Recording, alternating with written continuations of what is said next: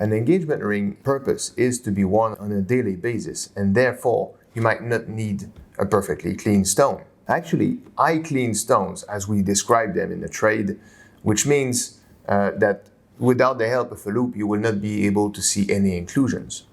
So either these eye clean stones or some gemstones that might be just slightly included to the naked eye, but that doesn't disturb really from their beauty, might actually be a good choice, because then you would be able to put more money, say on the cut, on the color, or on the carat weight.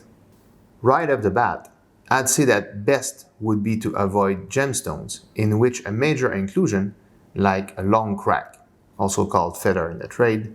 or a big blotch or cloud is located right under the table. Big black spots or group of many smaller ones in the same location can also be detrimental to the beauty of the stone. So it would be better to avoid purchasing stones that exhibit these characteristics. On the other hand, small and localized inclusions near the edge of the gemstone, also called girdle, are much less of a problem since, number one, this area normally features many crown facets, and the reflections they create, along with the refraction caused by the facets on the pavilion underneath the stone,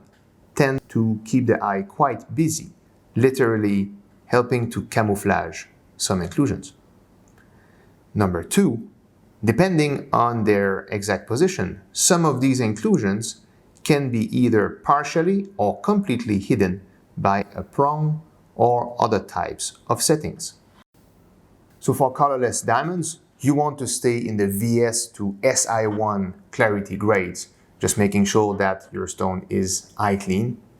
And just a little side note here, if you're interested in buying a step cut, like an Acer cut or an emerald cut, you might want to make sure to stay in the VS clarity grade, as inclusions are actually easier to see in these cuts.